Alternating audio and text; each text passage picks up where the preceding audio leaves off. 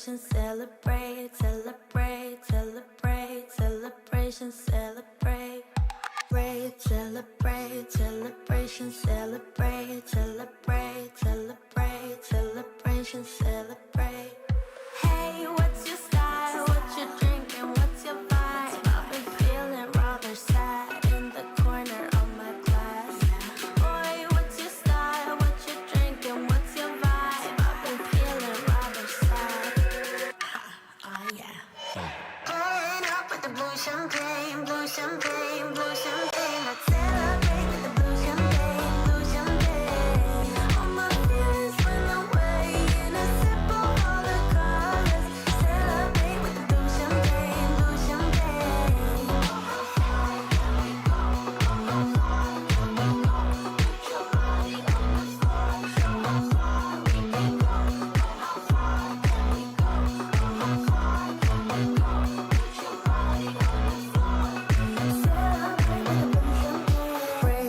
Celebrate, celebration, celebrate, celebrate, celebrate, celebration, celebrate.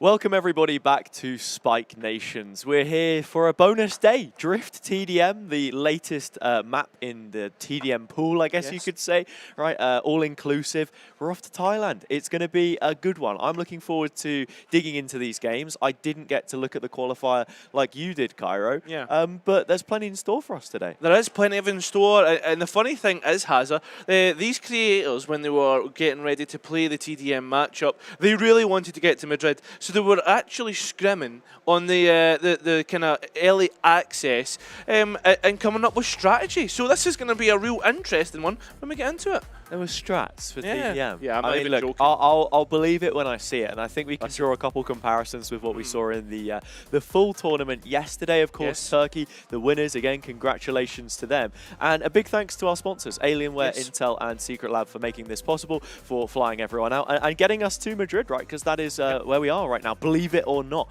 outside of the cubicle, we're in the EMEA in Madrid, the convention center for Gamergy 2023, and just from having a look around Cairo, it's been a pretty good event. I think there are lots that people back in the UK could probably write down and take note. Yeah, definitely. There's a lot to learn from this event. A lot to learn for everybody, I think, with the way that you know, the kind of events have been happening and stuff like that. And you've also got to see the creators coming on stage now. We're currently at the North stage in IFEMA. Yeah, I mean, we're in the northern part of the venue anyway, right? Hall number 10, I believe it is. Parabelos 10. Yeah. Too sure, but here we go. We've got the walkouts. Each of the players making their way to the stage. In terms of names here, Cairo, anyone that you're especially looking forward to seeing? Oh, I actually heard some bad news. The player that I was looking most forward to, I believe it's around like Black Box, I think his name was, and he was the Reina player for one of the teams and was absolutely fragging out. Unfortunately, couldn't make it. Yeah. So I wonder, there's apparently a sub coming in. Yeah, I heard Fizzy was supposed to be here as well. Yeah, big miss. Love it, Portuguese guy. But yeah, I feel as if we can't even really talk over this because the introduction is very grand. That's another thing to take away. Yeah. The Spanish casters, they love to bring the energy and roll those R's as well for the retake. Yeah, exactly. I mean, I feel as if I felt before coming here I could compete with them, Hazza, but after sitting in the crowd, there is no way that I can compete. I was comparing to them to Revan, an engine of a Super supercar because they just speak that fast. Yeah, that they do. I was as well something that I think is a little bit more up your street. We saw on the co-stream, right? Because the arena was essentially a Mixwell co-stream. Yeah. Which was crazy to even begin with. Yeah. But the person casting yesterday, every single time the Trailblazer, the Sky's dog came out. I mean, I know the word perro, right? Is a dog. You heard him say perro, and then all of a sudden, it started barking. Yeah, it started barking.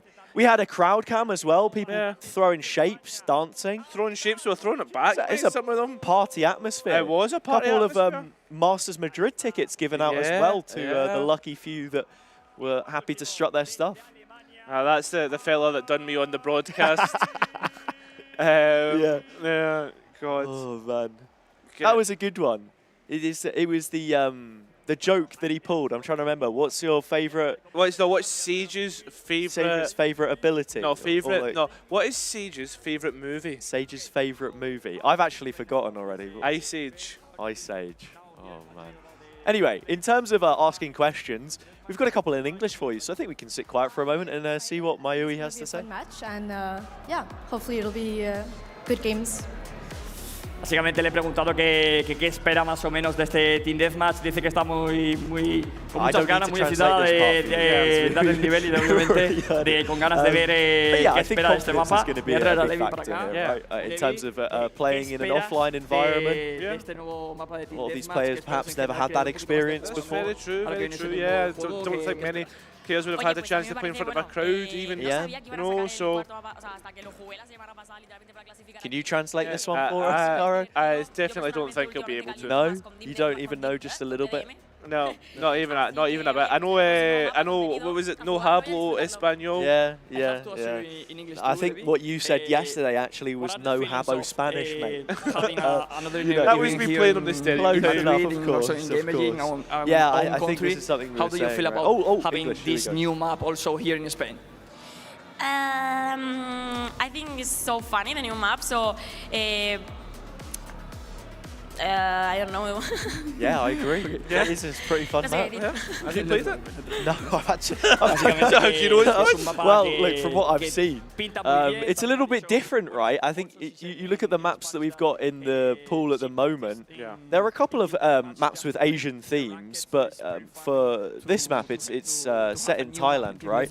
Yes. I think it's quite nice. It's sort of like by the beach. You've got a watery theme. What are you expecting from this stuff? I think match it's nice against as well, Team Elephant, Team Dragon? What are you expecting? Are you expecting winning easily? What are you expecting? Split. I think we can win, yeah. Who's to say? I think we it's can. not based off my future. That's what to think.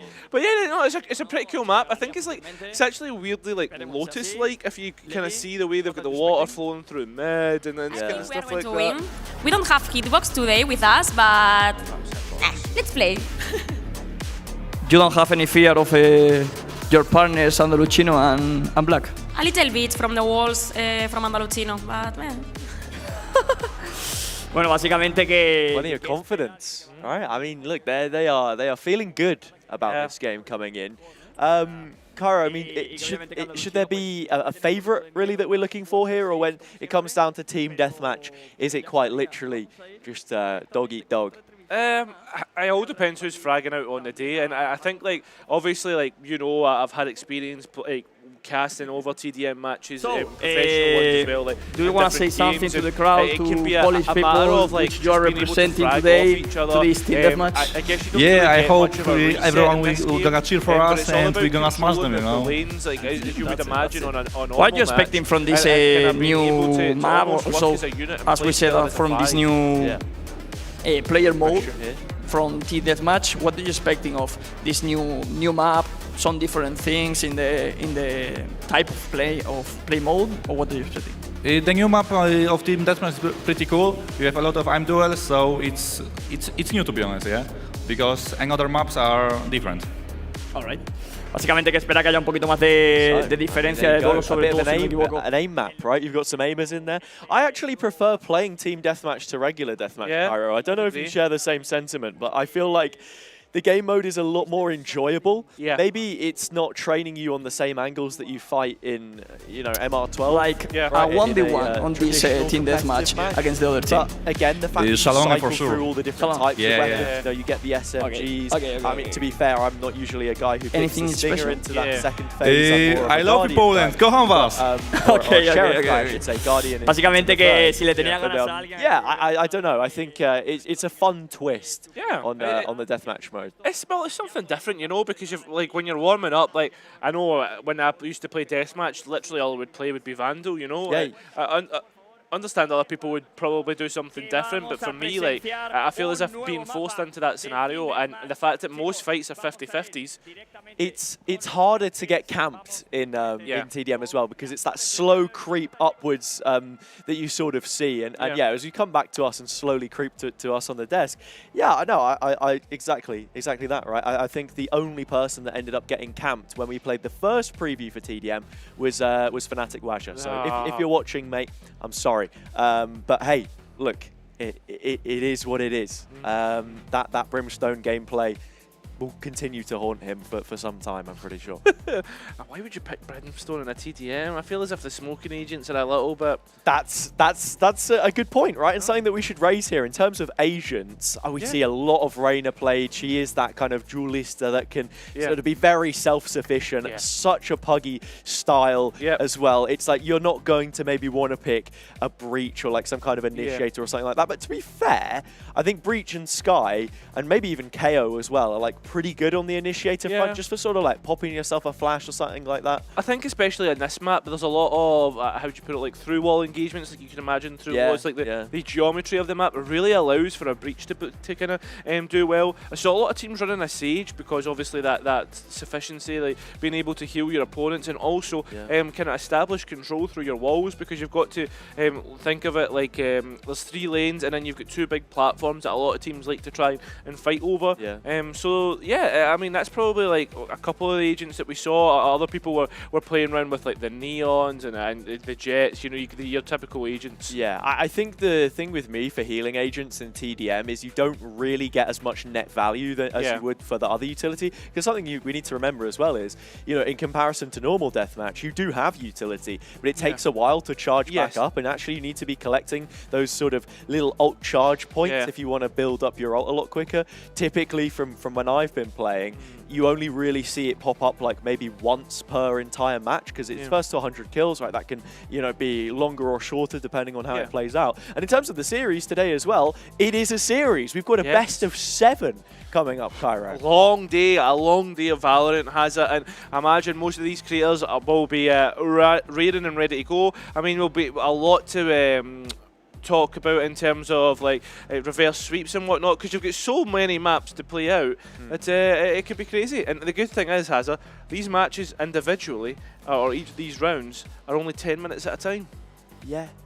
I guess so, right? You do sort of have like the timer, but at the same time, it's whoever's going to reach the big 3-digit number first. Whoever can push themselves that far. You can just see in the picture-in-picture up at the top there that the players are getting climatized, that they're on the stage, they're ready to go. I think we heard that one of the teams has an additional substitute as well, so they maybe just sort of be rotating players in and out. That may sort of take a little bit of extra time in between maps to get them climatized once more.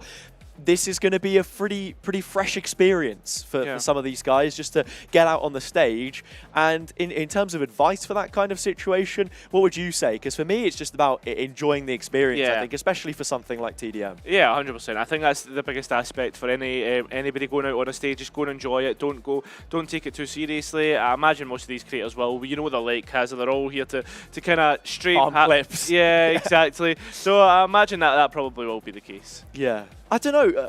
Can you really see ESO being invested? Yeah, or ISO? I don't know if he's available to be played. Yeah, he is. He was played in the qualifier. Yeah. And he was played quite frequently. Actually, has. I actually respect ISO to be a pretty strong agent for this mode, because you've added another duelist in as well. And the biggest part of his kit, which I think is probably quite underrated in the context of how this plays, would be the contingency. Because you think about how the map is set up, you have the spawn bases at either side, that wall is just going to keep on going, and you can continually move up behind it and take a bit, you know, a bit of space for yourself. Yeah, and again, like I think like a lot of comparisons can be drawn between, or I say a lot, some comparisons can be drawn between Breach and ESO in the terms of in the way that the utility goes through the walls. That you're obviously going to try and use those walls as cover to throw it first. So yeah, I think if Breach is viable, ESO's viable. Yeah. Oh, I don't think there's too much more to be said about the game itself. Again, sort of turning this back to the event though, and Gamergy and what we've seen so far. Yeah, I think the conversation we were having yesterday is it just feels so much more esports centric than maybe some of the other LAN events that we've been to. Yeah, it definitely has been esports centric. I mean, you think towards the arena that we have here, like that's just one of 3 available to go and attend. You look towards this is the north stage, where a lot of university students have been playing against one another in grand finals, and I have to be honest, as some of the noise that was being made the other night was crazy. Then you've also got the south stage, which we've yet to attend. We've also got a few other little things that booths are running, like a FIFA event. There was Tekken as well. You had meet and greets with Leviathan and stuff like that. There's so much in terms of like if you are an esports fan and want to come and like either watch or meet some of your favourite players. Yeah, I thought that there was a football game on that someone was blasting the audio from the wrong match through earlier, but no, it was genuinely the fact that there were so many people engaged with it, and you even saw that in the Spike Nations final. We were thinking or worrying a little bit maybe that because Spain didn't qualify that you wouldn't get the same kind of noise and the same kind of atmosphere, but they showed up to give credit to those in attendance, and I think it's a big culture thing as well here. The fact that it can be so ingrained through different creators and figures such as Mixwell, for example. You know, I know you've got a couple of other names, like you think of Koi as an organization in partnerships, people like Ibai, for example. Yeah, and you flip it back to like the UK in contrast, it's where you'd like to see a few more creators perhaps sort of get involved, build these orgs which sort of have that backing, because I think that is ultimately the future of sort of where esports is heading. Yeah, it definitely is. It's been, I mean, obviously the kind of success that Gotika and Co had with Gentlemates. Then again, you've already mentioned Abai, K-Corp, like, and then we've got so many that you could like draw comparisons from, and they're all regional-based content creators as well, which is the big aspect of it. Yeah, that's always something that I found about esports as a football fan. You know what I mean? Like, you have your local club, and it's sort of like endemic to where you live, and you support it because that's sort of where you're from, where you grew up, or what you knew. But when it comes to esports, sometimes it does feel a little bit more detached. You have you know, a roster like Fnatic, for example, that ended up winning most of the events we saw last year. And there's a sort of regional base, and I think people from EMEA as well were happy to see those trophies be polished. But at the same time, you know, you've got players brought in when you build a super team from all these different nations. It doesn't necessarily feel like there's one that you could want to go and root for. So to have you know, that badge that people could go behind, maybe drop a little bit of the like iconoclasm for like the figures that we see running these orgs. But I think you even feel that with like Carmine Core, for example. Kamito's the guy that runs it, but it's not like everyone's there just like bowing down to him. You know, it's for the club, not the individual. Well, what's the colour, Hazard? Green and yellow, mate. I'll tell you what, it's certainly not blue, but that's just because of the derby yesterday.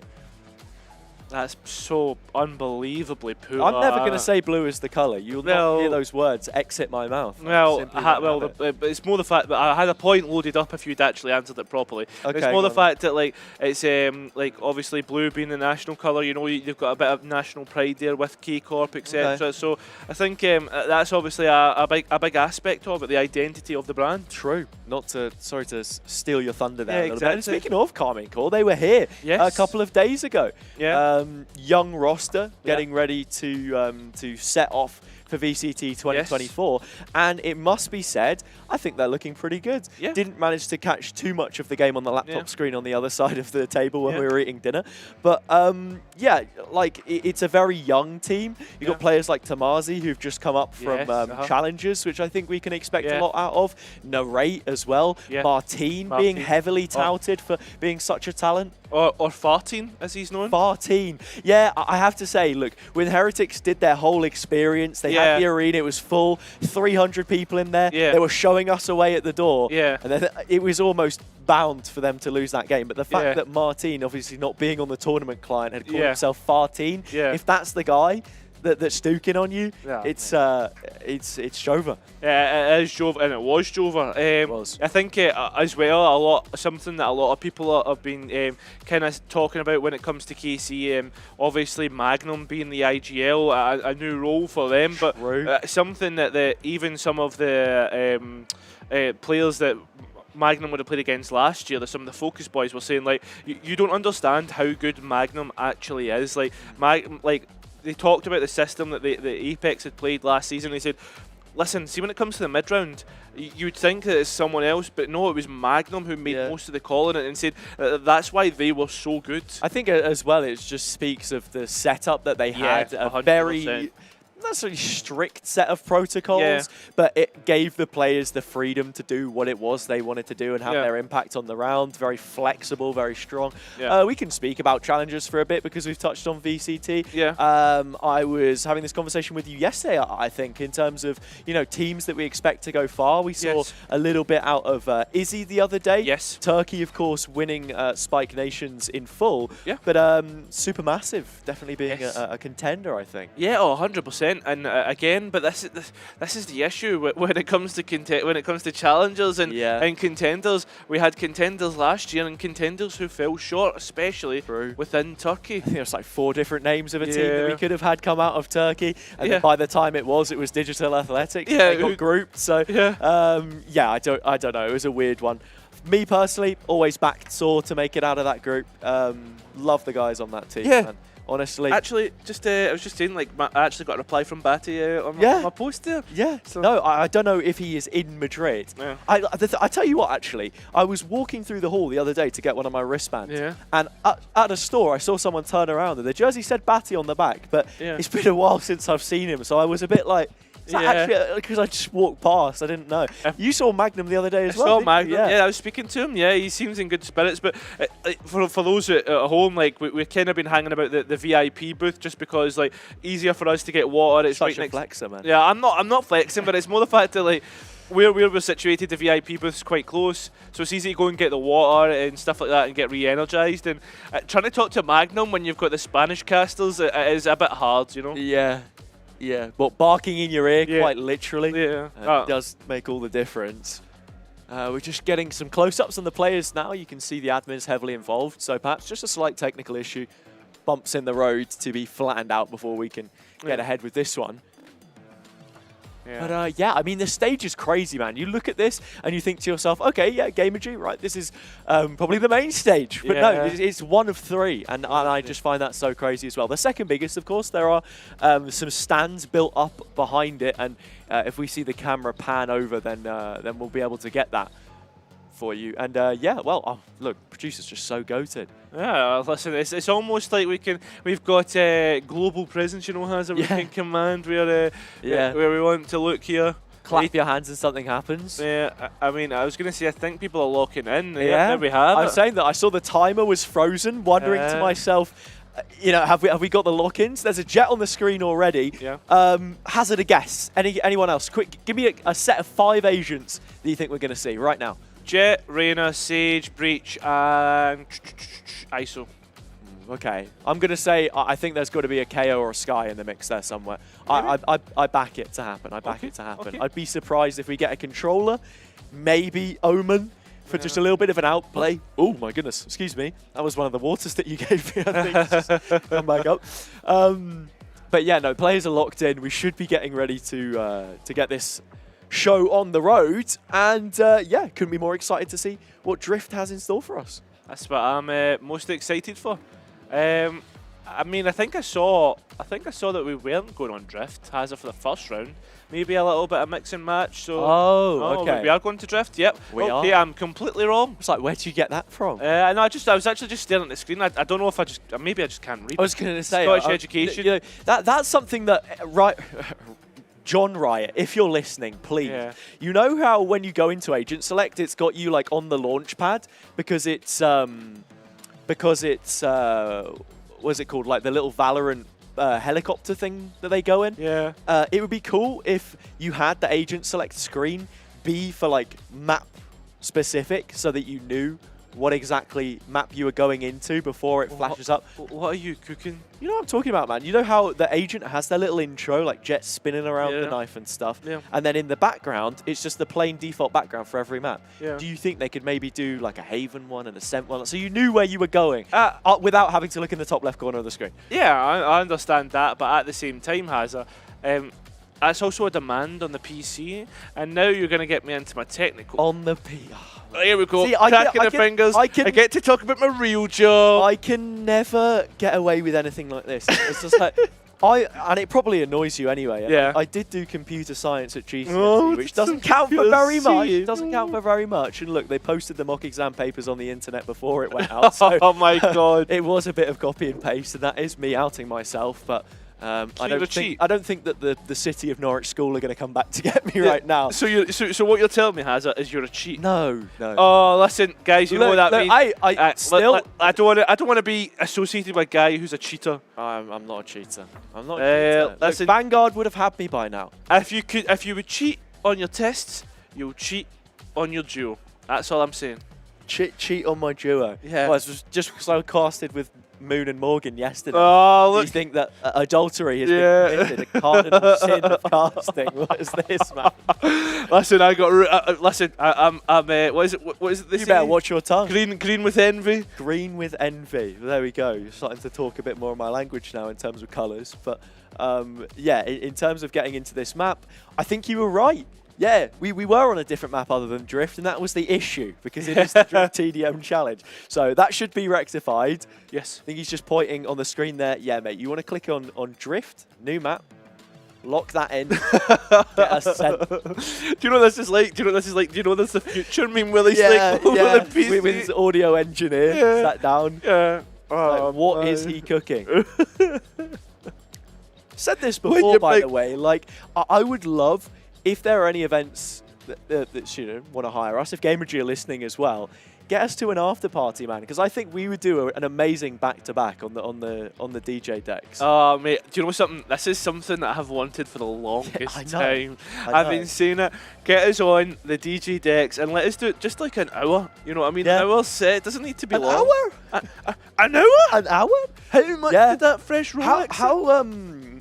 How many, like, I mean, I'm not saying you've done many a DJ set, but how well acquainted with the technology are you? Oh yeah, pretty well acquainted. Yeah.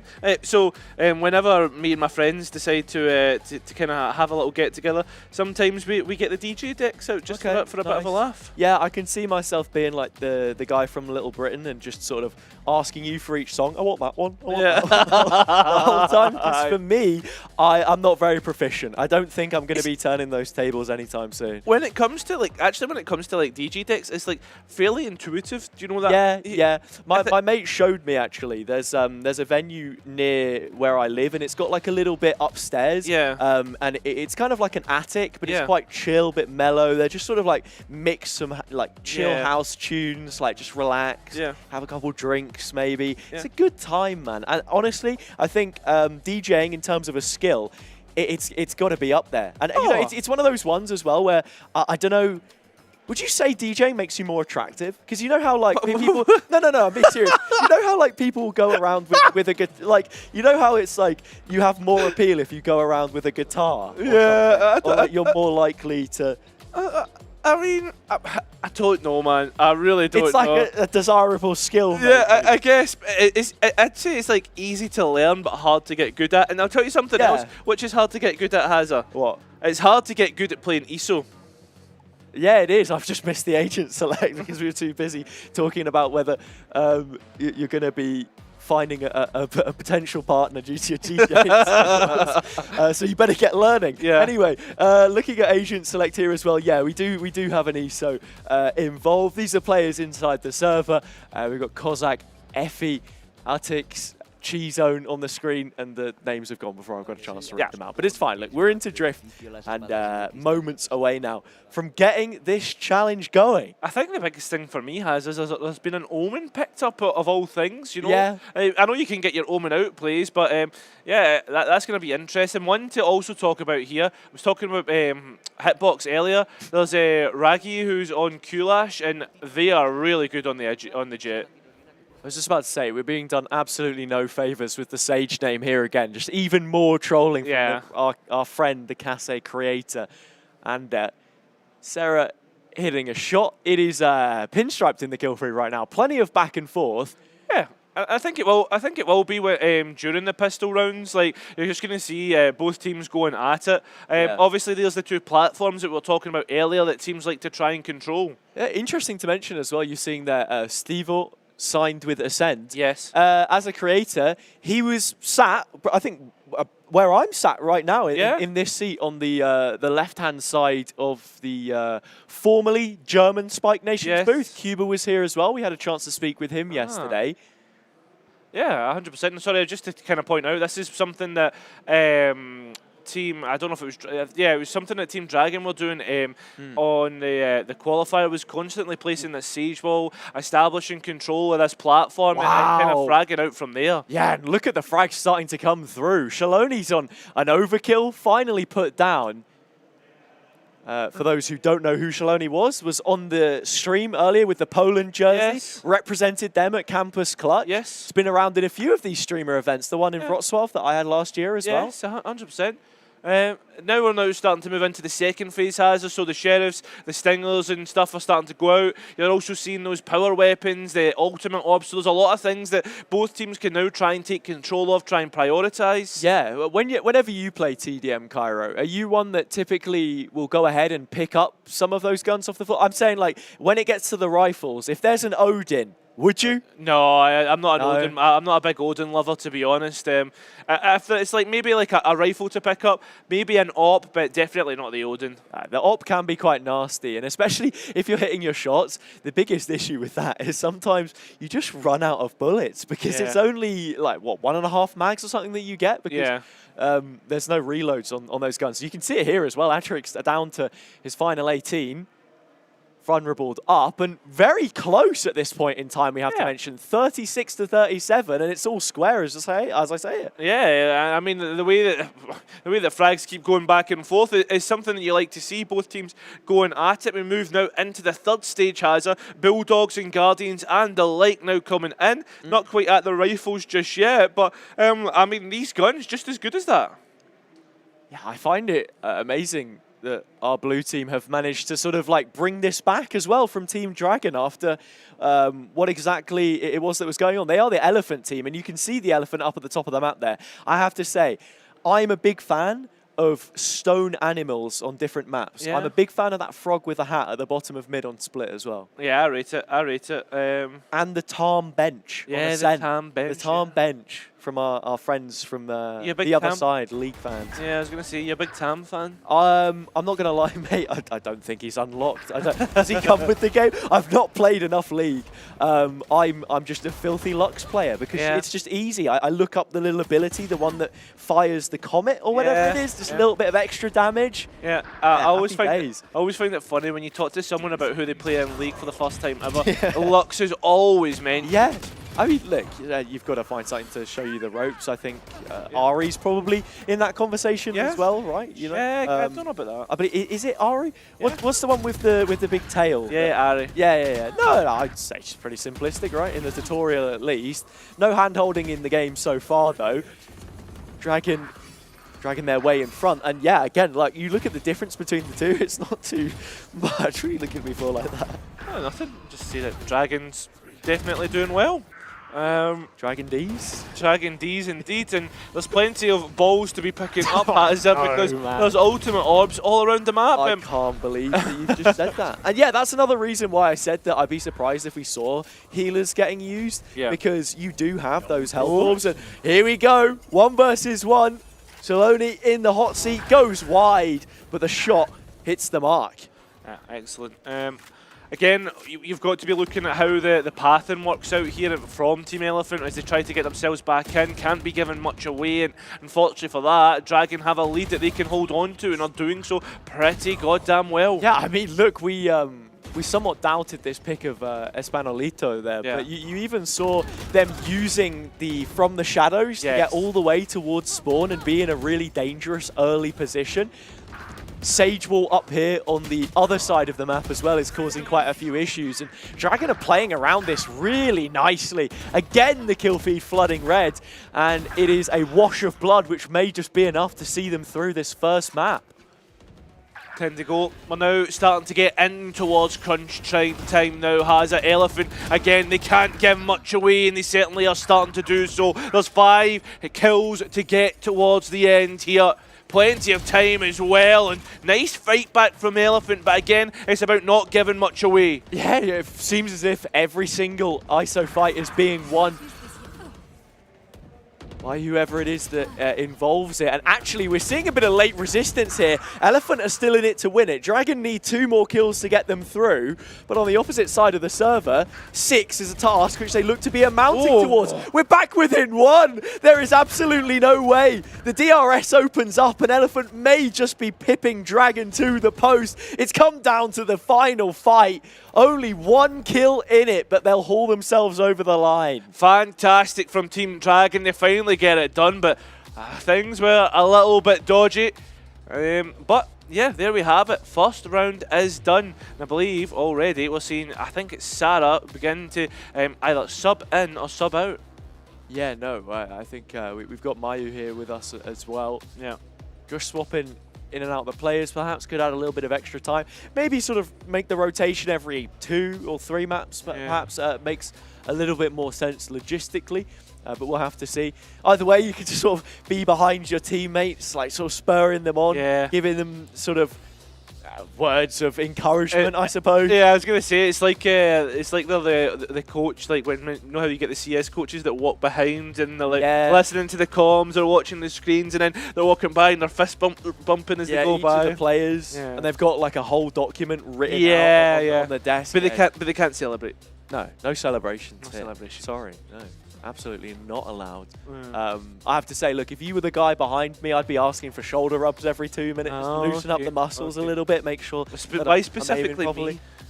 Just, well, I'm not going to say any of them. I don't know. I just know the creators personally. I think it'd be a bit weird to demand that off of them. But yeah, no, I don't know. What kind of special treatment would you be looking for? A special treatment? I don't like just special. Like bringing the water out, like the little cookies I'm a mental fortitude type of guy. I need someone to give me some tough love, you know. Words of encouragement. Yeah. Oh no, okay. Tough love, spur me on, get me angry. You Firm know? but fair. Yeah, exactly. Is where you'd rather see do you know who'd be great for me? Pal. I think he's a great coach for me. Yeah, he is. I think honestly, we've got to just drop a blanket ban on mentioning Pal on these streams, because as soon as you get into it, it just doesn't stop. Yeah, I mean, the guy is, you know, an enigma wrapped in a mystery. Yeah, do you know what? I just don't know what it is. It's just like, whenever someone meets Pal, they immediately look up to him, and I think it's the voice. It has to be the voice. It commands respect and authority. Do you know what I mean? It's what? Speaking of voice, yeah. Could you give us an example? No, I'm not doing the voice. One more. This is another reason just once. What? But I mean, what is it that he would say? Yeah, exactly. What would he say to the players on the stage right now? Well, all right. Of course, as you can see, we are watching Spike Nation. No. Oh, you can't. You're breaking. You've broken the immersion. Yeah, you're breaking. Yeah, there we go. Let me recline. So we're currently doing the Spike Nation's TDM Drift Challenge. It's all, a lot of fights won out there, and it comes to those fundamentals. If you're able to, all right, play your pairings really and have that macro strat. Nah, I'm waffling at this point. Yeah. You know what I mean, right? I think there is actually something to be said there. Yeah. That this was even when we were doing the preview event with like we had Static on Jet, and I was farming as well. I was on the Rainer. It was like the dynamic duo. Okay. You need to sort of know when it is to take fights and when to give up the ghost, because if you just start feeding in this mode, it can be pretty bad to like get yourself out of that. So sometimes you literally need to comment and be like, all right guys, drop back, we're fighting left side, we're fighting right side, like actually bring a little bit of team play to the table, because it does go a long way. Yeah, and it's all about, again, like watching the strategy coming in, like the siege wall being used to like stabilize the team, etc. So yeah, I like the kind of ideas that everybody's got behind how they want to play the matchup, and yeah, I think that's them just giving out the code, the password to the whole arena. So look, if anyone wants to log on the stage left PC, and go crazy. Anyway, yeah, I don't know, mate. I don't know. Cover your eyes. But yeah, no. I mean, Mayu was in the shuttle with us on the way over to the venue, and something to be said about her is the only other person I think I know that has the same camera as me, because everyone's always got like the newer ones that we see, but the A5100, it's a solid. I love how like you guys are like what do you call it? Camera people, like camera people. Yeah, mate. Honestly, I was big into the photography a couple years back. You were? Before COVID, I have to say, yeah, like music events and stuff. Yeah. Sick. It's really good. I think there's a lot of pressure sometimes though to like capture the big moments when they happen, but you sort of got to be a little bit prepared for it. And it's kind of like casting, I suppose, as well. But I guess on the other hand, Hazza, and it's all about making those moments special. Capturing them, Cairo. Capturing them. You're merely an adversary to the action. The same as we are here, right? Just trying to enhance the experience, fill in the gaps. And that's exactly what we've done during the break. Back on Drift again. And this is a point to raise as well, actually, I suppose. Do you think we can expect much deviation in terms of comps? Because you're already seeing a little bit of a change up here. Chizone's gone over onto the Raze now instead of the Jet. Yeah, I mean, I guess it's what you're feeling, and I think as well, you've got to remember these creators probably want to have fun, they want to play around with the agents. I guess we're consistently seeing that Reina as a main theme, ESO as well, between the two teams. And I mentioned a breach before, Hazza, and we're actually getting it now on the side of Team Dragon. That we are. Prepare to fight, it says on screen. Oh. Don't know if you're in touch with the lore behind TDM. No, I'm not. MacSpot. Oh, the robot fella has dragged everyone here to sort of duke it out, and you can hear it. You can hear him in the background. Yeah, funnily enough, do you know who MacSpot is voiced by? No, I don't. It's actually the fella from Ted Lasso. From Ted Lasso? Yeah, Jamie. I've not seen it. Fella, you're missing out. I think, no, we did see this because somebody mentioned it, and then Bodok stole it and got twice the impressions. Yeah. So sounds like Bodok. Yeah. Yeah, he's never done that before. Never. Leviathan has done this many times, though. Part of the newly rebranded Giant X organization. XL and Giants coming together, now sharing the VCT spot where XL already had theirs in LEC. So a meeting or a merger of the minds. Yeah, I'd agree. I think as well the Giants obviously they've got their own little regional fan base as well. Yes, true. I guess the big thing for that is just sort of like not accidentally alienating the other half. Right? I think esports mergers are something that we'll probably see a lot of in coming years, and we already have. The V1 G2 merger that we saw, both of them fielding Game Changers rosters which had made it to the Champs finals. So look, imagine your dream roster of those two coming together, right? Mel on the IGL, you've got like Petra in there on the dual list as well. I don't know, do you think she makes the cut? No, I don't think anyone from G2 makes the cut, respectfully, when V1 were previously V1 were have now won the world. So yeah, true. I have also just said Petra on the duelist while Fluorescent. Yeah, exactly. Like crazy, man. But I think when you talk of experience, though, that is always an asset that G2 will have. The question is, how many more events do you think that they've got in them, and will we be seeing more change coming into next year? Who knows? That's big questions that we'll find out. I feel as if it's like you're sitting on the precipice of the third season or fourth season of your favourite TV show release, and you're like, I wonder what's going to happen with this. I wonder what's going to happen with that. Yeah, I think for VCT it feels like that second season syndrome. Yeah, you know what I mean? Like, things are finally starting to figure themselves out a bit. I think you would have seen a couple of the rosters last year, and they made sense on paper. But by the time you get towards like the latter stages of the year, EMEA did feel like very top heavy, for example, in terms of those rosters. So I'm really, really excited to see what everyone's been cooking up in their time off. In terms of this, again, look, very close. Elephant had an early advantage, but it is slowly starting to slip away. Yeah, we're starting to move now into the third stage again. It's Guardians and Bulldogs that you need to keep your eye on. Ooh. Nice shots coming out, but again, not much to be differentiating between the two. The longest of the 4 stages has being that rifle round, and that's obviously where you make your money. Yeah, that it is. Even the Sheriff drawn there. In terms of weapons, it doesn't really matter what you use as long as it gets the job done, because the only metric we need to be counting is kills. Yeah. G-Zone back on the Vandal. When it comes to that third phase, actually, Cairo, as we have now entered the full rifle stage, are you more of a Guardian or a Bulldog guy? I see you as being more of a Bulldog sharpshooter. You know I'm more of a Bulldog because I play it all the time in ranked when I'm on half buys. The more bullets that you can send towards the target, the higher the chances that one of them is going to land. That's why it surprises me that you're not a big fan of the Odin. Yeah, well, listen, you know me. I actually have a little bit of accuracy in me, Hazza. Yeah. And speaking of accuracy, it's all about accuracy now. We're on towards the rifles. That it is. Do you know how they measure accuracy, by the way, Cairo, in the real world? It's if you can hit a dinner, or it's how far away you can hit a dinner plate when the gun is fixed exactly. So that sort of shape. Okay. Yeah, I know. Fun fact. So a little bit of information for you there.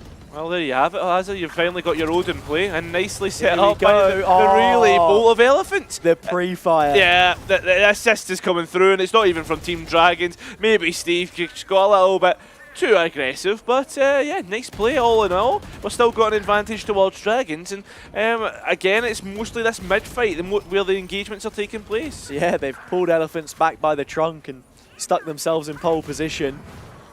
Again, the gap, about 5 kills at the moment. It was the opposite way, though, so as long as this trend continues, it will continue to favour the red team. But again, like, this is some ridiculous play from Kozok in mid to bring them back in contention. As soon as you see it happen, though, it's what I was talking about earlier. You overstay your welcome a little bit. You don't have that regroup. You offer up the solo fight, which Esperantito's completely overcooked.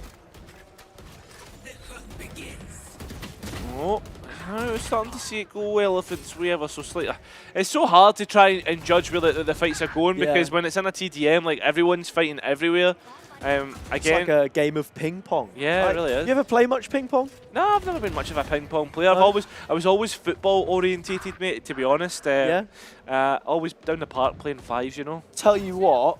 I used to do badminton, actually. I love and that is quite a bit of fun, yeah, because it's you know, you would think there's a little bit more slower pace to it than tennis, for example. And while that may hold true for a couple of occasions, and especially lower level play when you're just sending it up in the air, the professionals, and as you start to sort of climb the ranks, and when I was beginning to compete a little bit, it just ups the ante, right? You snap your fingers and it's just you know what I mean? I can't really emulate it. But it's so hard, man. But like badminton as well, like as you get higher up to the good players, like usually a smash between you and a couple of mates would be enough. But like when you get to the higher levels, it's like you need to be able to like manipulate the court and stuff like that. Yeah, it's also really tiring. In like doubles too, I think, you know, making sure that you've got the front covered, someone else holding the back, similar to this game, making sure that you're playing those pairs brilliantly. Again, we're looking pretty close. Elephants have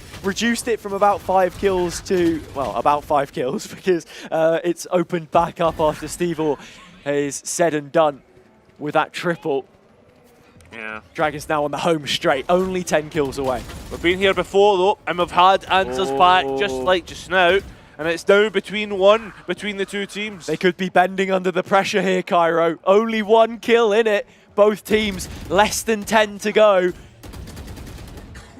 And it's Dragons who are 1-0 up in terms of the round count. In terms of the kill count though, Hazza, it seems to still be Dragons just momentarily as we now go equal. There's 5 before both teams to get, and these engagements, Hazza, are a little bit delayed. Dragons now taking the lead well and truly. 1 more to find. Will they finish it out? It looks like it's going to be the case, as there we have it. Dragons go 2-0 up. And with a different set of players as well, Mayu comes in and leaves the stage with a victory. You know, maybe it's a different player that will be taking the hit this time, but yeah, you even see it there from Espanolito. He goes for the little TP play, the backstab to finish things off, and that one is going to be a tough pill to swallow for Elephants, because now you've got to consider they lose 1 more, and that might be it, right? We might be right on the edge of this one closing up. It's a best of 7, so there's plenty more TDM to be played. Yes. But again, with that early advantage slowly slipping away from them, and you know, the possibility dangled in front of their very eyes and then quickly removed, it's a tough one to take. It is a tough one to take, and I think like when you get to this 2-0 stage, you need to answer back with 1 map, Hazza, because if you don't, we get 1 more further, that's you on map point, you know, the pressure's on. But every time, Dragon just seem to be right on the mark. And you're even considering the possibility of a reverse sweep. Yeah. That's 4 games in a row, Cairo. And netting that kind of consistency in a mode as chaotic and as sporadic as this, I think is an incredibly tall task. You saw the deviation in terms of agents as well. I don't know, would you say that you massively rated Cheese's raise pick over the Jet, or you know, no correlation? Nah, I didn't really see much of an impact from a Jet specifically. As when it came to the rest of the map, like the ISO and stuff like that. I mean, I think the Omen as well from Black Asaspino. Terrible pronunciation. Asaspino? Yeah, so you're just making words up now, are you? Enough, but the point being is the Omen actually was getting a lot of value. Maybe not in terms of getting smokes down, but in terms of the paranoia, the TPs for checking angles. It was good stuff. Yeah, Black Espanolito. Yeah. You say that? Espanolito? Espanolito. Espanolito. I think what I was going to say, like, I'm really loving this, like, kind of suffer music, you know? It's quite funky. Yeah, man. It's quite Pet Shop Boys. Look, you know, when I was out, actually, I did a little bit of shopping before I came to Madrid. Yeah. You know, because I was sending you pictures. Yeah, I know, like, should I buy this one? Should I buy this one? Yeah. Do I look good? Is my hair nice? No, but I was looking at sort of like some of those more like Hawaiian holiday shirts, like, you know, something like that with some flowers on it, a little bit cheesy perhaps. But there's none. Funnily enough, H&M in December don't have summery shirts. Oh, they don't? No. Oh, that's crazy. I think we should do a service to one of the content creators that didn't make it, Hazza. Yes. It's So Marcus's birthday today. Is it now? It is, and he's turning 25. 25. What? Is it an esports boomer now? Right, that's it. 25 years old. At that point, you're basically past it. We should. Do you know what? We should retire him. We should.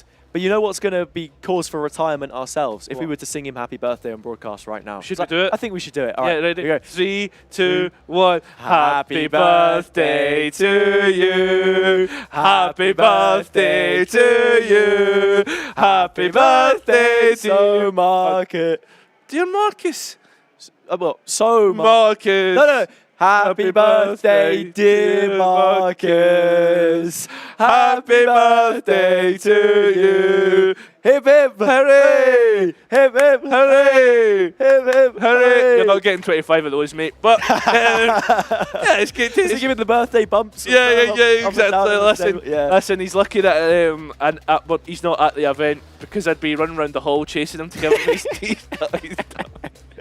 Look, I know that he's done the Gecko cosplay a couple of times. There's the wingman, that huge wingman with the spike. Yeah. He would be all over that. Like, we would love it. He would love it. I mean, big Eminem fan too. Did you see how disappointed he was when that event? Was he's so funny, man. He's so funny. It's like, because like I'm not a Fortnite guy, right? You know this. Yeah. And then when I was seeing Marcus, it was like I don't know. It was like, you know, you get those like really like. It was like I don't know, like a sad puppy. Yeah, or exactly. something. It's like, I can't believe it. Yeah. It's like when you wake up in Christmas and your mum didn't get you that extra He's like, Wii remote. On the kids' game, they've censored all the words in Rap God. Like, were you really too surprised? I would love to see Marcus do a Rap God. I would too. I would too. Caster as well. Yeah, one of our true. fellow I casters. think, you know, it goes together. Maybe Rap it is a little bit chalk and cheese, but Cheese. yeah, well, different, Yeah. right? Different. Back in to the third round, you can see the vibes looking pretty good on stage, right? Yeah. Smiles all around, even for those on the receiving end. I heard a lot of verbal being given from that side of the stage. I was seeing tongues being stuck out and whatnot, saying that they weren't going to get rattled by the occasion. Cheeky. That's cheeky, It by was the way. cheeky. Don't know if I like that. Bad sportsmanship. What, sticking your tongue out, blowing raspberries like a little sticking your thumb on your nose, giving the fingers a wiggle. Yeah, Yeah. it's like horrid Henry. Yeah, exactly. Oh, it's funny, I man. don't know, man. Yeah. A little bit cartoonish, perhaps. Yeah. But heading into this one now, looks as if Cheese has said, you know what? Wasn't feeling it. Back onto the jet I go. Bro, they've swapped it over. I feel as if this may be a trend that continues throughout the day. You know, the jet didn't work. Back on the raise. I was going to say, I feel as if it's like my jeweler's changing between the crosshairs, but we're changing between the jewelers between rounds. One of the funny things as well, since we're in the German Spike Nations booth, to mention one of their national players, this is John. Do you know his config or anything about it? Yeah, I've heard stories. He copies 10 settings. Yeah, to a T. He copies 10 settings every time he changes the cross. I want to see what the chat logs look like in 10's stream. Is it probably just exclamation mark crosshair, exclamation mark res, like every sort of week or so, right? Oh, it's funny. It's funny, man. Like, I don't know, I could just never base my settings off of someone else's preference. You've got to do what's right for you. Yeah, exactly. Well, I mean, at the same time, though, eventually, if you keep doing it, it will become your settings. I tell you what the good comparison to make would be. It's like, you know how you have professional boxers, how they have their own gum shield, which is molded to their mouth. It's like the crosshairs molded to your taste. Yeah, exactly. Right? And if you use the gum shield long enough, your teeth will fit it. Because they'll move. Oh, yeah, true. I knew you were talking about cauliflower ears the other day as well. Yeah. I mean that looks to be the case right now. No pun intended. It's Dragon, which are winning as things stand, 2-0, coming into the third round. Should be getting underway here again on Drift. Yeah, I mean it's a third time back on the map. This time we're looking to actually have an answer back as well as a Dragon. Have won every single one so far, 2-0. Elephants, it's not been much of a stampede. To try and compare and contrast this to other TDM maps that we've seen, I don't know, which one would you say it's most similar to? Because those parts of elevation and the sort of like deep little pit in the middle where the water is reminds me a little bit of what we saw from Bind, a little bit from the split one that we had as well. I believe the names of those maps, it's Bizarre and, well, I know, it's not that crazy, it's TDM. But the split one, I've forgotten what it's called, it's been too long. I can't even tell you. No. One of them's called Caspar, right? That's I think that's a scent, is it not? Or is that not Bind? No, my brain is turning to goop. Oh, listen, when it comes to TDM, like you stick 20 agents in front of us, and we'll probably be able to tell you every single ability. But when it comes to TDM maps, we probably can't even tell you the name. Yeah. Oh, I don't know. Do you want to quiz it a little bit? Yeah, let's go for it. Right now, okay. What is Yoru's flash called? Listen, he's frozen up! He's frozen up! It's frozen! My guy hasn't moved in 20 seconds. Yeah, no, it's the blind side. Oh, yeah. You were blindsided by that one too, weren't you? You got one for me? Well, yeah, I've got one for you. On then. All right, okay. Wait a second. What is Deadlock's ability called? What is Deadlock's ability called? No. Which one? Ability Do you want the barrier mesh? Do you want the gravity deck, No. or do you want the sonic sensor, or do you want the what was it that she says when she pops her arm out? Oh, here we go. What's the voice line? I want the ultimate. Yeah, it's called Annihilation, but what's it called? What does she say? I can't remember. Well, I couldn't tell you. Actually, because we don't see her play. That's the problem. That's why you tried to catch me off guard with it. Yeah. Dragon, early lead in this one, though. Again, you know, whether the gap is going to close on it. It's about 5 kills. I think, you know, we've seen the same every single time. Yeah. How many players are on the team? 5. It's just about making sure that you trade. As long as you do, you can carry forward quite nicely. Yeah, exactly. Oh! It's already on an ace, yeah. Good stuff coming out, and again, it's actually interesting to see that the fights aren't converging on mid. It's now in towards this lane on the right side of the map if you look towards the top left, Hazard. Yeah. I mean, hey, it depends from whose side you're looking at. But yeah, I mean, you've seen the value out of ESO in some of these angles as well. And for someone who hadn't seen the map coming into this all too much, the points that you made about the geometry, you can definitely see it. Even in these elevated mid spaces, where they are right now, there's so many pockets where you can get value, you know, out of an aftershock, an undercut, something of that sort. Fault line coming through there. My Yui is gotta manage to wriggle her feet free to actually get up out of the slow orb, and as soon as she does, Kozak takes her off the top step. I think as well, like, we've not seen, I don't think we've seen much in terms of like the observing of like the breach impact of this game has it as well. I wonder if we could get like a wee look at the scoreboard later on in terms of how the frags are being divvied up as well. I would love to see how the assists are, and see if anyone's trying to set people up to go for these fights. I mean, look, we'll just have to hope, but I don't mean to burst your bubble, but the production is Spanish, so your requests may not necessarily fall on deaf ears, but the language barrier. No hab. It. No Habble Scottish, mate. Honestly, if they were to say that back to you, I don't know. It would be very surprising. Yeah, I know. You a big Habbo guy back in the day? I wasn't a Habbo guy. I feel like you do look like a bit of a Habbo.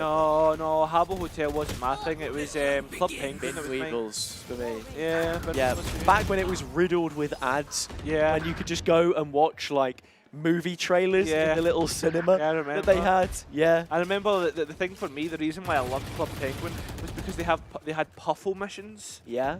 And you could go and do like the little puffle missions, which was basically just like a point and click adventure. Yeah. I tried to do the card jitsu or whatever it was, but I struggled. It was a glorified game of rock, paper, scissors. Yeah. I had my bin pet on Bin Weevils, and then when they introduced sort of like, you know, like a paywall, because it's a free game, as is Valorant, but there are sort of paid aspects to it, they chefed him. They killed him off. He was gone. I came home one day and he was missing. Oh, gosh. R.I.P. has his Bin Weevil pet. Yeah. What was your Bin Weevil pet? X in the chat. My name in that game, I'm not going to fully leak it because it has the J in it, right? The J in JC. Okay. It was Harry J Bug. That was. I was a bug. I was a weevil. Yeah, that was me. Yeah. Do you know back in the day before I officially became Cairo, my nickname used to be Kit Kat. Kit Kat? Yeah, because my initials are KAT. Did your mates ever take the piss? Yeah, everybody took the mic. I used to be. No. I used to. Do you know what? That's a story. Tangent's gone too far. Dragon. Again, it's just like this stage in the game. They're still in the lead. They're just walking away with it, man. And you can see the end game paved out. Elephant are going to try to resist, but they are detained by Shaloni, who gets a little bit more resistance coming through. Still a triple kill picked up, and a difference of about double digits between the two. Yeah, we're now starting to reach that point where elephants just randomly get amazing and just have this resurgence every time. Backs against the wall, a last hurrah, but one which is swiftly dampened. A rampage from Reagan.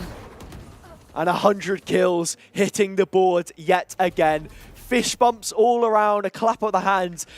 a celebration, a mild one at that, because they already know that that game was done and over with. Yeah, I mean, it was just a matter of time in the end, has it? Literally. Game 3, and this is a best of 7, so that means we have only one more game before Team Dragon can win this out.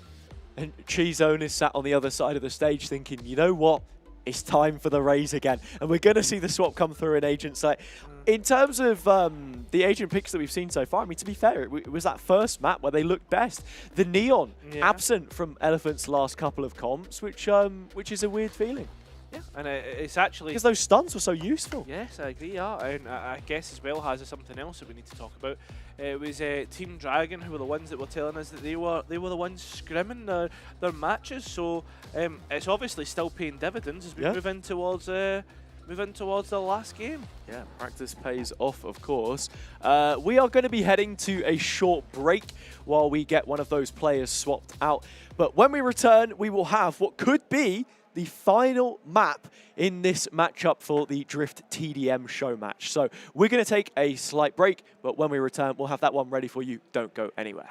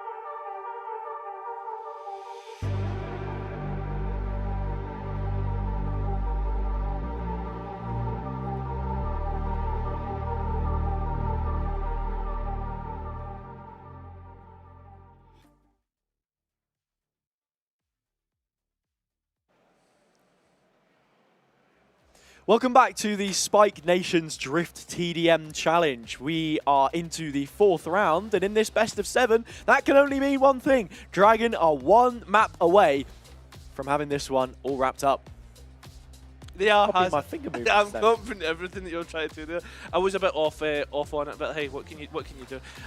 But yeah, it's one map away. It's a best of 7. It's been pretty one-sided from Dragon's point of view. I mean, the games have been somewhat close, but in terms of winning them out, Dragon's the only one that can find that finishing touch. Yeah, it's not necessarily that the games have been won out like mega convincingly. There's only a difference of about 10 kills in each of the... You're not even doing it right. Sorry. A difference of about 10 kills in each of those games. And when you stop being an idiot, we were reading in the chat there in between segments as well. We've got quite a few Northern European content creators. Yeah. Andrew was in there. Yeah. Meg was in there. Yeah. Marcus was enjoying the birthday wishes. And Meg said, why is Mayu on the breach? Like, just get her on a Phoenix or a Duelist or something. Yeah. I don't know. Mate, get her on the arena. The arena's the one everyone seems to be playing, the fragger. But listen, I think honestly, everyone should get arena too. There's enough Duelists in the game now as well, because I think it was when they introduced Neon, that was the point which there were 5 Duelists to pick from, and we saw these the first time the full Duelist comp started coming out. Now we've got ISO added as well. There's plenty to pick from. So why not? You know, and they have a few maps to play around with if they did want to be a little bit more cheeky. Yeah, they want to be silly goofy. Silly goofy mood. Listen, I think that there's a lot of viability. Again, like the one that surprises me is the Omen and how viable that is. So. Yeah, it's been pretty good. I think, you know, Omen's a cool choice. You know, I don't think you're going to find too much value out of those smokes. Yeah. But the From the Shadows looked quite nice a couple of times. And actually, I'll tell you what you could do. Yeah. You could probably just send a smoke into the corner and then TP behind it. And then it probably looks a little bit conspicuous on the map. There are certain ways to play around it, though. And you've already seen Espanolito find great value out of that. Some of the TP plays. Sure, maybe inted a couple of them as well. But, you know, throw that into the wind. You forget about it. You put it behind you. And Delacino's cameras went off. Love Andolacino. Yeah, I mean, he's such a funny guy, and I would love to get the interview with him after the game. I don't think we're going to be able to, but hey, look, it's a stone's throw away if you want to go and walk over to the stage. Well, I guess if you were to do that, if you were to do the interview, you probably would need to sprint. Yeah, and it probably is a good 100 meters. You know, now that you're saying that, you're actually really tempting me to just sort of like leave you here by yourself and then like crop up in the middle of the stage and just like wave to the camera. I'll be like, you know what I'm like? I'm like a wee guy. You can't just leave. What am I to talk about? I'm small. I'm going to lose my job. I'm just a little, well, maybe not. I think the fact that I would have left probably looks worse on me than it does you. Yeah, that's true. But yeah, let's see what the picks are here. I just have to know what exactly... Oh no, Cheezone isn't even in the server. Doesn't get to pick the Raze. Leviathan's going to pick it up instead, or Leviathan, I should say. Yeah. And Kozak picking up the it's the exact same 5 agents that we see for the attackers, though. And yeah, it's interesting that you mentioned the Gecko there as well. If we want to spin this conversation back to the main event for Spike Nations that we saw yesterday, the live stage, Gecko wasn't played throughout the entirety of the tournament, including groups. Neither was Harbour, neither was Deadlock. And I think there was one more agent that we didn't see. Fade. Fade wasn't played either. Yeah, I think it's probably a trend that we'll see continue quite a few times through the off-season. To be honest, has it? I would actually argue that we're now, after this event, heading out of the off-season and into the pre-season. I mean, you know, we're sort of within the Southeast Asian sort of region here, I think, right, with Thailand. I don't know how close India is, but I miss my boy, bro. Can we get some Harbour games back, please? Like, I feel like the teams that were playing double walls, and like you get that little bit more flexibility than an Omen pick, because I know that everyone that's running double controller now at the moment's popped him in instead. I want my bubble as well. Nah, man. Nah, I don't. Do you know what? I'm actually glad to get a little bit of respite from double walls for a bit, you know? No, I feel it. I feel it, right? It's definitely a bit overburdening when it was every single game being played. But it almost feels like something you took for granted is gone now. And, well, that's the case for the lives of the Elephant players. Slowly at the double. Ragar in there as well, and already you're starting to see that gap opening up. I don't think it'll open up for too much. The pistol round, or the pistol phase of this match is always an interesting Sure about that? Yeah, like I would just say, like when it comes to the pistol round phase, it's a little bit of a coin flip, and usually in the later rounds doesn't matter. It's all about that rifle phase and who can keep it going. At the same time, though, they've made this incredibly quick, up to 12 kills on the board. The wall being cooked up. What's Ander got in store? A headshot onto Sarah. Plenty more where that came from. just about avoiding the next, but they're boxed in towards spawn. Dragon holding so deep, but they've lost a bit of an advantage from this position, actually. It's closed up just a little. Yeah, all the players now culminating in towards the right side of the map, trying to find a fight in mid, which they probably won't. And I feel as if these awkward and the lanes has a really bad. It's just like the TP combined with the Gecko Dizzy, the flash, could have been really nice. Seen a little bit of combination play from that as well. You know, pop a Sky Flash at the same time. You got to turn from one or get blinded by the other. The Stinger sometimes can be a bit one and done. I think it's never a weapon that I really like. I feel as if it's like not even great on a... Yeah, I think like that's why I prefer playing the Sheriff on a round like this, because, you know, if you hit that one shot, then that's the kill picked up. You don't really have to put too much extra thought into it. I think for the chamber choice of Sarah here, it makes more sense to go for the Stinger because you have those Headhunter bullets anyway. They do recharge a little bit slowly. Faster than others, I suppose. And just going for the knife! No! Atix bails them out. Oh, man. That's what we want to see, and I think he's going to keep trying until he gets it. Oh, nice from the Omen.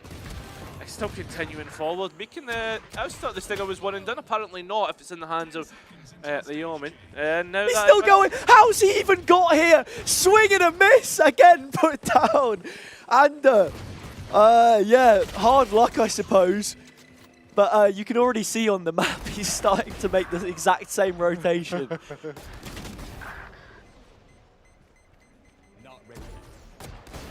Oh, surely. Oh, there's a wingman. Hello, little guy. Yeah. Flash is set up. Oh, no. Ball up high. Judge. Nah, not at that kind of range. Nothing going. Still the gap to about 5, but Elephants are keeping themselves in this one, and I think that's the most important part. Maybe that late push will be enough to see them through this time. I think it will be the case. Orbs are spawning out as well. Nobody really close to anything, I guess. Black oh, I'm not even... Black Espanolito. Black Espanolito. I can't see it, man. Honestly, it's... Un Black Espanolito, por favor. Phonetically, I struggle with it. Yeah. And I guess like really making things work. Here we go. Kill contract out. Saloni's tucked very nicely after the fact, though, so if he can get away with finding this fight, the double tap protects. Effie surviving to tell the tale. The gap is you know, slowly but surely decreasing between the two. Elephants with a chance to almost put themselves in front. Yeah, almost. Again, it's all the time. This TDM goes back and forward. It's like the flow of a water, you know, it goes forward, it comes back, and give and take. Between the two teams. For every reaction, there is a reverse. And you see them get a little caught up in the occasion of taking those fights in middle. They just start to win, and then Dragon can immediately snatch it back from them. It's the difference that they get from that early pistol phase of the game. Now coming into the final stage, it is all the difference that we still see between the two. Yeah, it's the Vandal and Phantoms now to rule the roost, and Leviathan certainly making an effort of it. And that... Shaloni's just immediately back with 4, though. Yeah, exactly. It's really, really tough. They've identified where Shaloni is. Can they get out? Don't think so. Never going to be the case. As for the rest of the map, a lot of the players culminated in this mid spot, cleared out by Elephant. Surely not. It's like, has he already boosted up that high before using the wall? It feels like people peeking every time. There might be a melee kill. Absolutely cut apart. Saloni. A couple of slashes land. I think the bigger thing to be said in terms of incisions, though, is that while Elephants may have washed away the blood, that wound is still gaping open. And you can see the difference made here as they continue to charge on forward. An ace for Espanolito. Still, though, with a gap of about 9, I can go either way. And I think Dragons now are really starting to put their foothold in the game. Raggy being able to get out as well, has the op, but the value won't come through that much. Effie even being paranoid up will win that fight. It's all about getting to that finish line, though. It's like, where exactly was Kozok looking to send the wingman? I don't think it's going to clear too much space. The Dizzy hasn't quite collected. Espanolito up close. Such a nice angle. Position to try and play, but ultimately overcrowded.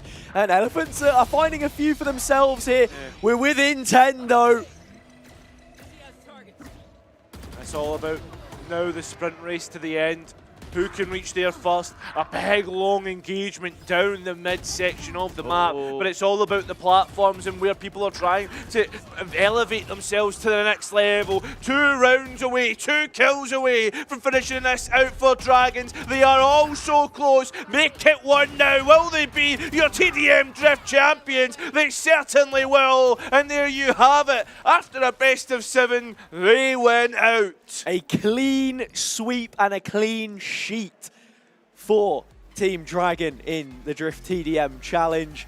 Light work from them. Not a single game lost, and I think after the first match we didn't see too many that came too close. Elephants did try and push them, they kept themselves there, but for the most part it was a swift dispatching. A little bit of game time for everyone. You can see the players crossing. Effie raising their hands a little bit, sort of, I don't know, feeling injustice by the result. But I mean, I don't really know how much of a difference was made, because when you looked in the server, it was one-way traffic. It was one-way traffic. I mean, what more can you really take away from this? I mean, the new map looks great for TDM if you're looking to warm up, coming to a server near you, Hazza. Do you think this will be one of your favourite TDM maps? Yeah, if I'm lucky to play it, because when I hit that Q button, it's not necessarily going to be this one. There's 4 in the pool now as well. This is the first to be launched alongside the inaugural 3. Saw in chat earlier, the split map is called District. That's what it's called. So just making sure that we have that one entirely closed out. Thanks. You are now tying up all the loose ends, you know. Put a lid on the affair. Yeah, exactly. Tie things up, put a bow on it, and crown our champs. So still just having a bit of a discussion between themselves.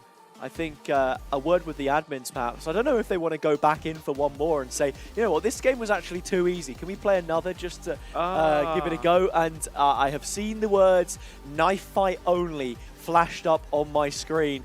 We wanted a melee bout. We're going to be getting one. Yeah, I'm really looking forward to this, Hazza. I always love a good knife fight between 2. I don't know if that means is that the full TDM match isn't a knife fight? I actually don't know. And I don't know how long that's going to end up being. Because again, you see at the top, there is the timer. But I'm thinking about every single TDM game that I've participated in, that I've played, that I've casted. And it must be said, it's never ran down before. Is there a chance that we are going to push it all the way through the 15-minute mark and into the beyond? I mean, it's a real possibility. Like, how are they going to be able to get all the knife kills required? You've got to be able to run it down through mid and actually get into close quarter fights with them. Yeah, I mean, it's all in the hands. Knuckles cracked. I saw a nice pair of nails on the screen there as well, mate. Some great French tips, was it? Been to the technician before let's before the event. I should get mine done. Hazza gets a girlfriend and suddenly he's an expert on nails. Here we go. Steady on. That's not true. I think you know. What's it got to do with girls, Karen? You know, fair point. You're not a nail man yourself, actually. You know what? I don't even want to talk about it. Listen, here's enough of that. Jeezy Pete's. Yeah, no, we're going to be getting a knife fight coming through. Yeah. And I was thinking for a moment, it almost was like he was looking into the lens and staring into our soul. But no, back across the desk and just getting themselves prepared for this one. How do you prepare for a knife fight? By doing other knife fights, I guess. No, I don't know. I feel like a knife fight in game, it's more of a mental thing, because there's no reason to go for a kill with the knife other than to add a little extra. You know, there's no credit incentive. There's nothing along those lines. It's quite simply just to have a strike fear in the hearts of your enemies. To establish dominance, I guess. Yeah, exactly. It's a symbol. Yeah, humiliation. More than anything else of defeat and victory with a little bit of class, flourish. You know. Just waiting for this one to get going. Everyone, Matt's looking through the store, seeing if there are any melees available. Yeah. Good question to ask. Okay. What is your favorite melee in the game? I'm going to go for 2 different ones. Because I was just about to say, it does say knife fight, but you know that you've got like what, snow globes, swords, all of this stuff. Give me those answers. Is it a little more straightforward for you? No, I guess it is straightforward, but my favourite ones are one, the lock-in knife, which I think is pretty cool. Yeah. And secondly, I do like the Champion's Karambit. I think we've had this conversation before. Yes. You're a big fan of those VCT exclusives. Yeah. Showing off a little bit, opening your wallet, perhaps you could say. Maybe a bit too much. But yeah, I mean, look, when that kind of stuff's in the store, it's What about you? it's always like that. I to be honest, in terms of skins, I've cut down on my spending habits for Valorant recently. Same, yeah. I have to say, getting home after this event, maybe there'll be you know, a little bit of a reason to. I'll be thinking, oh, you know what, might actually just add that. But for me, I said it before, I said it again.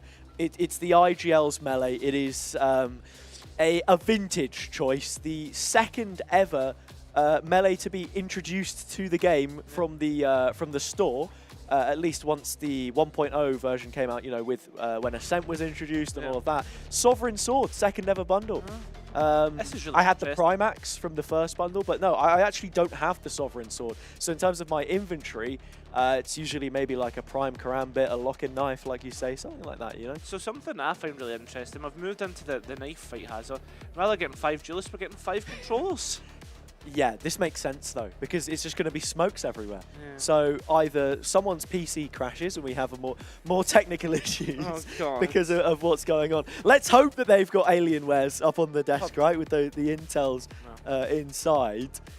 Just seen a message pop up in the chat as well, just in the lower third. No mollies, right? Wow, listen. Right, Gyro? Abilities and knife, I think, but no chamber. No chamber. Oh. Okay, chamber abilities forbidden. Oh. Written in chat. Oh. And- I feel as if it's like my dad, like, you know what I mean? Like, Yeah. after I've been I don't know, grounded or whatever, he's like, your Xbox is forbidden, you know? Yeah. Oh, you've got a curfew as Yeah. well. Exactly. Not happening. There we go. Again, flashing up on the screen. Knife only. Drift loading up for all of the players. I'm looking forward to seeing how this one goes. It's going to be a full game of knife. So I want to make a prediction now, and it's a couple of questions actually that I'm going to pose to you. Yeah. First of which. Okay. Can Elephant take this back? You know, maybe in the melee department, that's the edge to their game, if you will, that they were missing. Yeah, no? I don't know. It's a knife fight. It's a 50-50, let's be honest. I actually couldn't tell you. To give me an answer, just to entertain. Yes. Yeah, okay. I believe elephants will win the knife fight. Thank you, mate. And the next question I'm going to ask is, 9 minutes and 30 seconds on the clock. Will there be any time left? No. 100 kills required. And it's taking quite some time for us to get the first. FE making the initial incision. Yeah. And I guess we could just name drop the different ones that we're seeing here. It's the only katana that gets that one. We've got an RGX blade in here. Yeah. What's that one? That's the sort of like the cyberpunk bundle. Yeah. I've forgotten the name of it. Yeah. It's Celestial Fan. Good Yeah. one. Like the inspect on that. Well, there's the Reaver Karambit. Reaver Karambit. This is a fan favourite amongst many. Bosh, straight in the head. Shaloni on the harbour, getting it done. Dragons have the lead again, man. Surely not. I mean, we're a minute by and we nearly have 10 kills, so Yeah. I guess we might be in a good I spot. was going to say the one we saw there. Mage Punk Switchblade is the official name of that one. Saw Kika running it a couple times. TP in behind. Expected with the paranoia, yet still Espinolito finding a kill and 75 points of damage with that second incision. I was going to ask you, I'll ask you a question here. How much damage can you actually do with a melee? Yeah, it's 75, I'm pretty sure. Actually, I'm not too sure. I think it might just be like 75 anyway, but I'm pretty sure like that's if it's a headshot, because I know if you headshot someone with the knife, it does that much damage, and obviously 2 of those is enough for a kill. Yeah. Backstab is an instant. Not seen any trick stabbing in this game. Trick stabbing? What's that trick It's like any point of elevation where you like it was a lot more in like the Source engine. Of course, Valorant is built in Unreal. Yeah. When you like flip your mouse really quickly to the left so that you put yourself, like if you're on the same square foot as another player, the fact that you're turning away from them counts it as a backstab. So you're like able to very quickly open up that point of contact in which you can find the kill. I feel as if my brain's just gone in one. There are different ways that you can get tricky with it though, and yeah, double damage off the vulnerability there means that that 75 is very swiftly 150, which is exactly enough to find a kill. It's tricky. It's tricky. That's right on time. It's Effie, and they've missed. Unlucky. Hacking away. It's like watching, I don't know, some horror film. Do you want to try and do the oh, that What? something like that? Are you like, okay? Like what, I forgot what it's called. What's it called when they're in the when they're in the bathroom? Wait a second. If anyone in the venue is listening to us and has WD-40 hazards related to the back of his throat, That is terrible. No, I got the film. Whoa. I can't remember who it is that made it. It's the Stanley Kubrick one. Shining. Yeah. Exactly that. Exactly you're that. just The gonna Shining. I fail was them? thinking Scream, but I was totally off the mark. Scream? Yeah. It's not even in the same I decade. know. Just both of them begin with an S. Looking at this one though, still pretty close.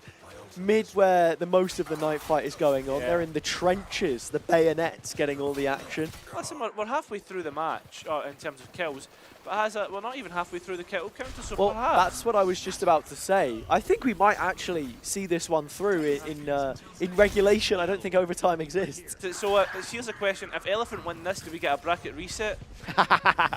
Okay, yeah. What you have to win 4 maps in a row. But if you don't convert the knife, Yeah. because you know that's what you get in other games. Right? You have like a knife fight on the decider for a side selection, maybe. In Valorant, it's just Team A and Team B. It's like something that we used to do in our football team was that. What, a knife fight? No, not a knife fight. I mean, I know you're we're from Scotland. Scotland. Steady on.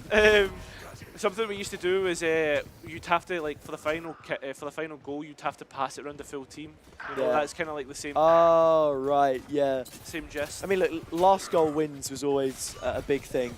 Someone's like, oh, I was the one who brought the ball, so it's time for me to disappear. And look at the amount of kills that Andalusia is getting. Blood on his hands. And I'll tell you what, the first kill that he picked up was with the snake bite. So the fact that we've actually seen a molly kill here, I don't know, almost feels a little distasteful. Yeah, do you know what? It does. It's like when someone scores a sweaty goal against you. Yeah.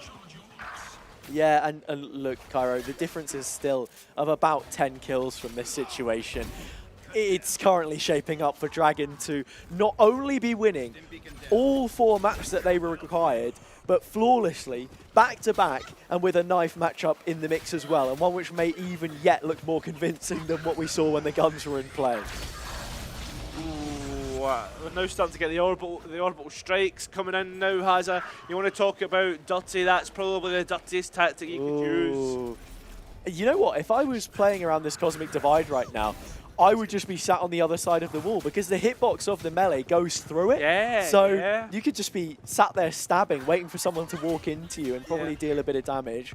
Cove causing similar issues. Finally, it shatters, as may the hearts here of Elephant. Trying to have a fun time and enjoy themselves, but there's really not many positives to take away from this day in the office. Yeah, it's not been a good one. The content creators not finding the clips that they were maybe looking for. As Dragon now move on towards the last 10 kills that they need in this knife fight to stop the... And to sort of like talk about the melees as well, which do you think is like the most accurate knife to be using? Or like which animation do you think most accurately depicts? I'd probably say one of the axe one, you know, like you swing. Yeah, I feel you. Swing. I'm not sure about Atix here on the Ion Gauntlet. Oh yeah. I actually like the Oni Claw. Yeah, it's the quite Oni Claw's nice. a good one, yeah.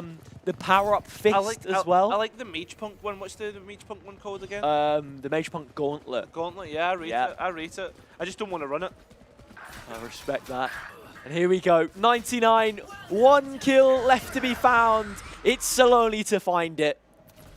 The finals finish very swiftly, and the melee bout was only ever going to go one way.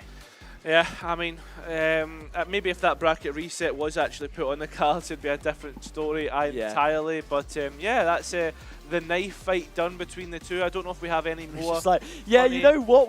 We've actually got a 6th player. Let's bring them in and do it again. See if that makes any difference. I don't know. I'd be surprised. Let's do an ISO ultimate fight between the two teams. You know what? If our brilliant producer here, Raf, wants to just hop on the mic, I will very happily go over to the stage and do a little knife fight. You're getting that shake of the head. I know. Maybe. I would love to. I think as casters, there's always an ever so slight little bit of envy that you're not there and you don't get to play. It's the same with like coaches, for example, when you see them hop in the server if they have to play as a sub. They relish in those kind of 100%, moments. Especially the fella from KC. Oh yeah. Did really well. Zeish did a brilliant job as an ex-professional. You kind of expect that. As well, and was at the venue earlier too. Was watching Spike Nations, I think, the other day, just sort of sat in the crowd enjoying himself. So yeah, fun environment to be had by all. A bit of a party atmosphere here, but as those final bits of confetti start to hit the floor, I think it's probably time for a trophy lift if there is one. Probably is. I haven't seen any trophies being put on the stage though, has it? But there's one thing that you can do, put it in your bio. True, and I'll tell you something else as well. If Marcus was here, then maybe everyone could lift him up, give him the birthday bumps, and he could be the sort of the celebration that everyone gets. But no, instead it's firm handshakes all around, and mutual respect between the two. I think that's always something you'll see with content creators, that it's just a bit of fun, and they've all thoroughly enjoyed this experience, as have we. Yeah, I mean, entirely. It's been a wonderful weekend. The last day that we have here, so I imagine for the next couple of hours, me and you will be cutting about. In Madrid, I want to go to the Heretics Hub, man. Yeah, I want to go ahead and see what's there, maybe pinch a jersey. Definitely, if it's last season's jersey, 100%. Well, that jersey is cold. It's, I don't know, it's going to be pretty cold outside as well, which is why I'm happy I brought a jumper. That's the worst tangent ever. Yeah, I don't know, the material on it looks really, it's kind of weird. The design is almost like it's a knitted jumper when it's not. Yeah. Maybe good for Christmas time, you know? Yeah, true. Keeps you warm. Time. Not to just, completely sell out here and whine. I feel like I should be whining at the fact that you've just broke out into song, sort of mid-sentence, Well, should we send off the stream with a little bit of sing-song? I don't know, we could. What would be your... like a merry Spike Nations to all, and to all a good afternoon. Yeah, it's still not that late. What would be your Christmas song of choice if you were to sing us out? You know that there's only one real answer to that. We were hearing it in the streets yesterday. You know that we're in Spain. Yes. Feliz Navidad. Should we do I don't know Spanish though, so I can't. Yeah, I'm wondering. Raf will be able to tell us what our next plan is. Is there going to be a trophy lift, Raf, or are we just interview? Ooh, nice. So we get to go back to the stage. Yeah, we do. And hear from the players. You can see them there, still just sort of figuring things out, mulling around. Behind the stage, and there we go. Question being asked in Spanish. We will. Well, there's no real reason to dub over it. I can sort of imagine what he might be saying. Give us a round of applause, please. Give us a talk through of it. A commentary, perhaps. I don't have to. Expect that easy the games. Yeah, I really enjoy event, and thanks Riot for inviting me here. And yeah.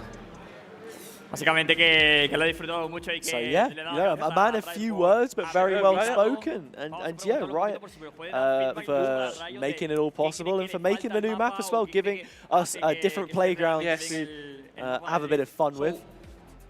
Do you want to give some feedback to Riot maybe about the map? There is something you missed, there is something you say. I was going to say Riot getting feedback now, so it's like just as soon as we sung their praises. I think this map is perfect. It's the best map, and I love this map.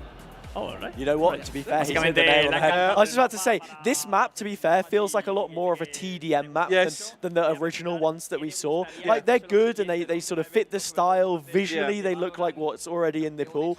But this adding a little bit of a twist, a new flavor to it, that elevated mid position, just offering some new angles, I think it has been enjoyable to watch. I think as well you've got that really long mid section. Yeah, maybe next event in Poland like maps, this. you don't get those long lines of sights. Básicamente, que ojalá otro evento así como este, pero que sea en Polonia. So, Polish people. Polish people? Up here. Ah, So, Jasna! básicamente, something else you want to say to the Polish people, to Riot, something else? Yeah. Pozdrawiam wszystkich polskich widzów, moją mamę i dziewczynę. I love that, man. Creo que le podemos dar el MVP, ¿me han dicho? Ahí está. So, Lo yeah, tenemos I do arriba. know one word in Polish, actually, Cairo. Go on. Gratulaci. Lo tenemos, sí, lo Congratulations. estamos cocinando, gente. Ah, Lo estamos so very cocinando, fitting, I tenemos think, el in MVP this preparado. 100%, Lo vamos a dar I think we're just trying to get the dentro MVP de graphic poquito. up, and Por ahora that's no where lo tenemos, we're looking pero above claro. to see if it's going to descend. Yeah. A lo mejor ha sido Black el afilador, porque I was just wondering for a moment, they're looking around, you're expecting the camera to pan and have one of those dance battles that we had before, but there we go. Saloni, 139 kills across 4 maps. Also assisting a lot. Yeah. Pretty insane. You know, I think that is actually crazy numbers to be putting up, because I think per map, you know, 30 kills, you're doing good to get 30 kills per map. So, what, times that by 4, a little bit of quick maths, and yeah, he's overshot the mark there. Yeah, I'd agree. I would agree. Well, there we have it. Our TDM or Drift TDM Challenge Champions. There you have it. Team Dragon! Or, no, in Spanish, Team Dragon! You really need to shout that, Cara. You give us the full beans. Do you want me to get a full? Yeah. Come on. Let me run it up to you. So the team in red, the team that have won the TDM Drift Challenge, it's Team Dragon! That's brilliant. I love that. I don't think we're going to be getting any answers in English here necessarily from Ando. We'll have to find out whether that's the case. Vale. What did you expect from this event? How did you feel about it? Just imagine, you just got this on in the background, map, like, something you missed, as one of the content creators, like, you want something you know else what? in the like, I'm just here to support my In this friend. map, like, I Meg's think like, they need to put more boxes so I can put more crazy walls. She's taking the headset off at the I other didn't side of the find room. enough Just balls. The funniest thing would be like they're going on, like they're doing like maybe like a little bit of housework or whatever. Like next thing you know, it's going through the speakers and the speakers just blow. The windows start shattering. Oh, I know that they've moved houses recently, but no kind of home warming gift than a broken pair of speakers. ¿Hay alguna gente que digas tú? I don't think there'd be an angrier person in all of VALORANT as well. If you want to say it in English, No, en español. English. I think I don't need a new agent. I think they need to boost the Sage. They need to put 2 walls, Are we maybe. surprised that The double hate the Sage and stairs so you can meta get is down being and played yet don't again? lose HP. Oh, all right. Básicamente que Such a troll. You interviewed him as well. Like, as being in that position, how do you even respond? Free. I don't know. I mean, I so got 2 walls absolutely and both free. Yeah. Okay. Básicamente que haya It's really, it's like because I didn't actually hear it when it happened. Yeah. So it was just a bit like I surprised. saw the clip and there were tears in my eyes. Yeah. It was very Is that beautiful? Yes, ¿sabéis qué es lo malo de un barco sin timón? Que tampoco va pumba. See, that's why I wasn't expecting to Un hear aplauso para Esteban, por favor. any English. But look, it was like bilingual, man. I could never. So that's all. Thank You are everyone bilingual, for actually. You speak coming English for and you speak this- Scottish. to this event. Thank you I knew it for was watching coming. online or offline or here in GameEG. Thank you so much to the people, to the English people who is watching this, y obviamente también a la gente que lo está viendo tanto en el canal. Thank you, mate. Appreciate it. Look, did a brilliant job hosting. Yeah. So I think that's actually us taking the responsibilities for ourselves, and we're probably in a position to be closing this one out, Cairo, which is sad because that means it's the final bit of work that we'll have done, not just for GameEG, but for 2023. For 2023, mate, that's us almost done. But we did agree, has a way of signing out would not be a goodbye, but Bit of sing-song. Feliz Navidad. Feliz Navidad. Keep going. Feliz Navidad. Thank you everyone for watching. This has been the Spike Nation Drift TDM Challenge. I've been Hazza. This has been Cairo. Wish you all a Merry Christmas, a Happy Holidays, and a great New Year. wish you See a you all in Merry 2024. Christmas.